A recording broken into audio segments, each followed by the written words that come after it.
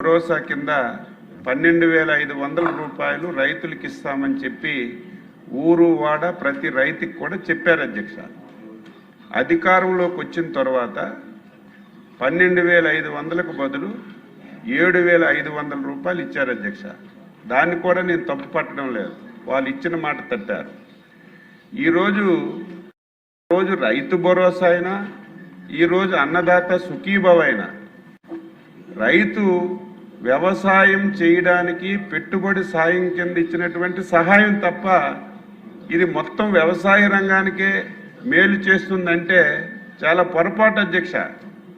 ఇది వ్యవసాయం చేసినప్పుడు రైతు బయట నుంచి అప్పు తెచ్చుకోకుండా మనం వ్యవసాయానికి సహాయం గురించి ఇస్తున్నాం. మిగిలినటువంటి కార్యక్రమాలన్నీ రాష్ట్ర ప్రభుత్వం కొనసాగించాలి అధ్యక్ష.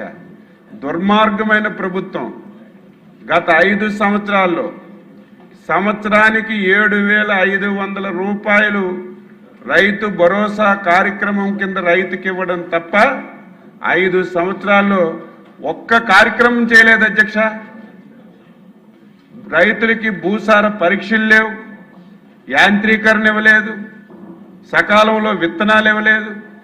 ఏదైనా పంట తగ్గితే గొప్పగా నేను మార్కెట్ ఇంటర్వెన్షన్ ఫండ్ పెట్టి మొత్తం కొంటున్నానని చెప్పి 5 సంవత్సరాలు ఏ విధంగా రైతుకు దగా చేశారో ఒకసారి శాసనసభ ద్వారా గుర్తు చేస్తున్నాను.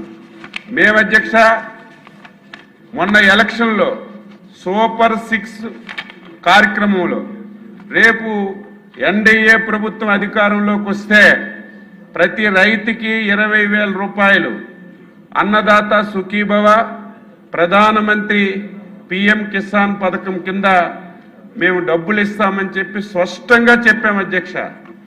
ఇచ్చిన మాట ప్రకారం చాలా ఆర్థిక సమస్యలు ఉన్నాయి రాష్ట్రంలో, తనందరికీ తెలుసు. సమస్యలున్నా మాట నిలబెట్టుకోవాలని ఒక్క నిమిషం కూడా ఆలస్యం చేయకుండా కేంద్ర ప్రభుత్వం ఎప్పుడు వాటా 2,000 రూపాయలు ఇస్తే అదే రోజు రాష్ట్ర ప్రభుత్వం వాటా కూడా ఒక్కొక్క సంవత్సరానికి 47 లక్షల మంది రైతులకు అధ్యక్ష ఈ పథకాన్ని వర్తిస్తున్నాం. ఇది నేను గర్వంగా రాష్ట్రంలో రైతాంగానికి చెప్తున్నాం అధ్యక్ష. అయితే ఈ పథకం ఇవ్వడమే కాదు, 2014-19లో ఆ రోజు ప్రభుత్వం అమలు చేసినటువంటి అన్ని కార్యక్రమాలు అధ్యక్ష మళ్ళీ పునరుద్ధరించాం. రైతులకి భూసార పరీక్షలు కానీ, యాంత్రీకరణ కానీ, రేపో ఎల్లుండో ట్రాక్టర్లు కూడా ప్రతి నియోజకవర్గానికి ఈరోజు డబ్బులు లేకపోయినా యాంత్రీకరణ ఇవ్వాలని అన్ని నియోజకవర్గాలకి సమానంగా ట్రాక్టర్లు కూడా ఈ సంవత్సరం ఇంట్రడ్యూస్ చేసే కార్యక్రమాన్ని తీసుకుంటున్నాం. అదేవిధంగా వ్యవసాయ శాఖ మంత్రిగా చాలా టెన్షన్లు పడుతున్నాం అధ్యక్ష. అనునిత్యం పంటలు బాగా పండుతున్నాయి, ధరలు ఒక్కొక్కసారి దేశీయంలో విదేశాల్లో ఉన్నటువంటి పరిస్థితుల వల్ల ఒక్కొక్కసారి ధరలు కూడా పడిపోతున్నాయి అధ్యక్ష. పడిపోయేటప్పుడు ఈ ప్రభుత్వం ఈ 2 సంవత్సరాల్లో దాదాపుగా 800 కోట్ల రూపాయల అధ్యక్ష రైతులకు సహాయం చేశాం. ఏ రైతు ఎప్పుడు ఇబ్బంది పడినా, ఏ పంటకు ధర తగ్గిపోయినా ఈరోజు ఈ కార్యక్రమం కింద డబ్బులు ఇస్తున్నాం అధ్యక్ష. పొగాకు ధర తగ్గిపోతే 300 కోట్ల రూపాయలు పెట్టుకున్నాం. కోకోకు ధర తగ్గిపోతే అదేవిధంగా ఒక్కొక్క కేజీకి 40 రూపాయలు 4 రూపాయలు ఇచ్చి కొన్నాం. అదేవిధంగా మొన్న ఉల్లిపాయలు ధర తగ్గిపోతే కొన్నాం. మొన్న మళ్ళీ పొగాకు కింటాకి 1000 రూపాయలు ఇచ్చుకుంటున్నాం. మామిడి తగ్గిపోతే ప్రతి సంవత్సరం 4 రూపాయలు ఇచ్చుకొని మొత్తం కార్యక్రమాలు చేస్తున్నాం. కానీ గొడ్డల పార్టీ బయట కూర్చొని వ్యవసాయ రంగం పూర్తిగా నిర్వీర్యం అయిపోయింది, ప్రభుత్వం ఏమీ చేయడం లేదు, నేను వచ్చినప్పుడు మొత్తం వెలగబెట్టానని సిగ్గు లేకుండా ఇష్టానుసారంగా మాట్లాడుతున్నారు అధ్యక్ష.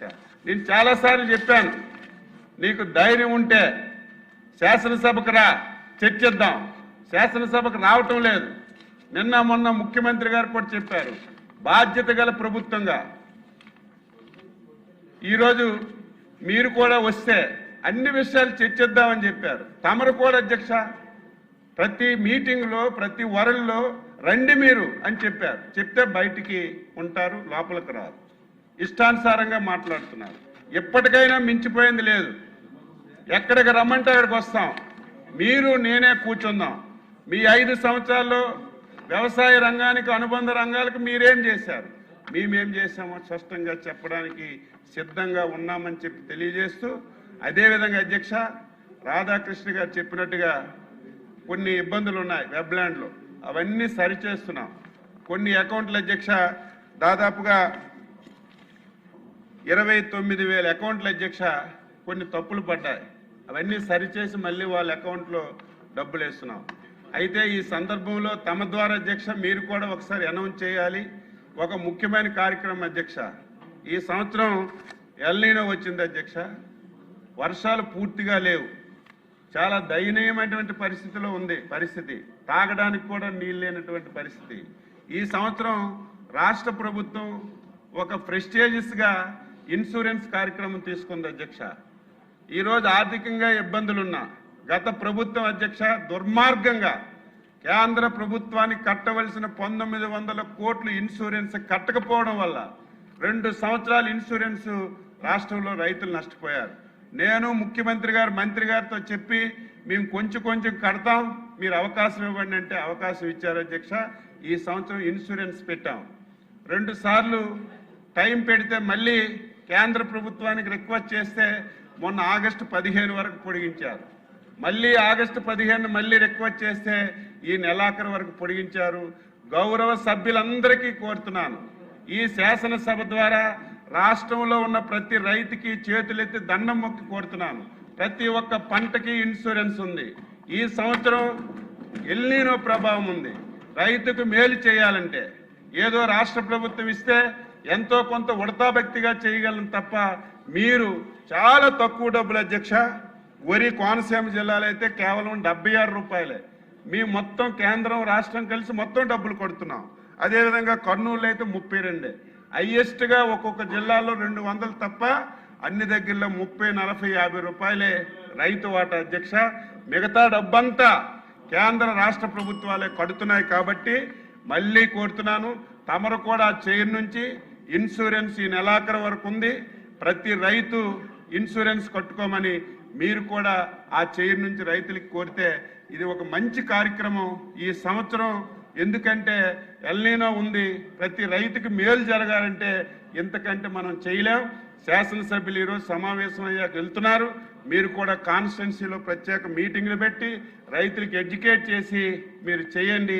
ఎక్కడ ఏ ఇబ్బంది ఉన్నా నాకు కానీ డిపార్ట్మెంట్కి కానీ తెలియజేస్తే సరిచేస్తామని చెప్పి తెలియజేస్తూ ఈ అవకాశం కల్పించిన మీకు ప్రత్యేకంగా వచ్చినా అదేవిధంగా ఇది ఇంపార్టెంట్ కాబట్టి మీకు ధన్యవాదాలు తెలియజేస్తూ సెలవు తీసుకున్నాను.